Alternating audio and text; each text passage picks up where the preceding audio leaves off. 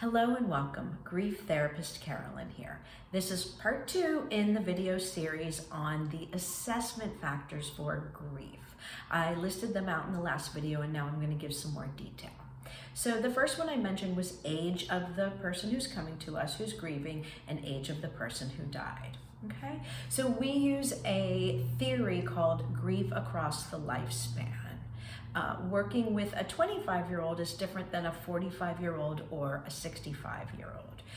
Part of that is we utilize Erik Erikson's 8 psychosocial stages of development. This is not just for grievers, this is standard. We learn this in social work school or psychology. But we add in the modality of the 3 R's. Retelling the death story, rebuilding your life, and reinventing who you are now that the person has died. So for a 45-year-old, this rebuilding your life will look different than for a 65-year-old. But for a 25-year-old, you're building your life. You're not rebuilding it. So it's really important for us to work with everybody appropriately, that we really understand where people are in their life. The next thing that I talked about is how the death was perceived. Was it traumatic? Was it peaceful? If it was an accident, people often don't get all the details, but they may ruminate or fill in how their person suffered, or they may have seen the person actually suffer. Some people are at the hospital and have medical trauma. Some people had to be part of a family decision to remove life-sustaining equipment. So I get some young people who come to me who actually their loved one was at home on hospice, but there was medical needs they had to do, wound care, drains, these kind of things. This can be really upsetting to people. So what did the death look like and how do they perceive it? I talked about how long ago, and I mentioned this, 12 months thing. I do want to say, so there is acute grief, and then it moves into something different. And I use William Worden and Catherine Sanders' theories on grief, their grief stages, which I'll talk about in another video. There is also STUG, sudden temporary upsurge of grief. We call these triggers, right? Those are of course going to happen. It's still important for us to know how long ago the person died, how often do you have these triggers, what are they? And we do bring in grief across the lifespan.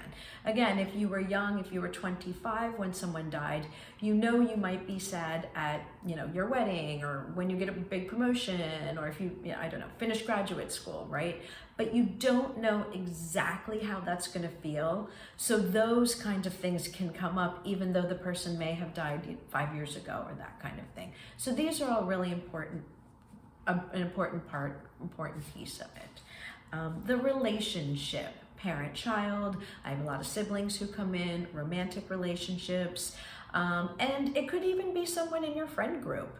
I'm going to segue a little bit into the next one, which is quality of the relationship.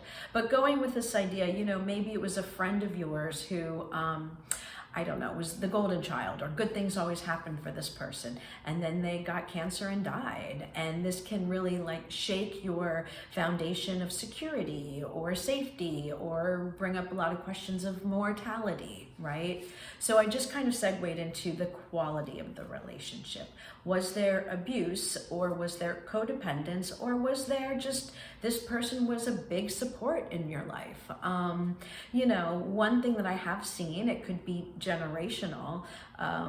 It's with older women when they've lost a husband. It just happens, I'm just relaying experiences that I've noticed, that often these older widows flourish.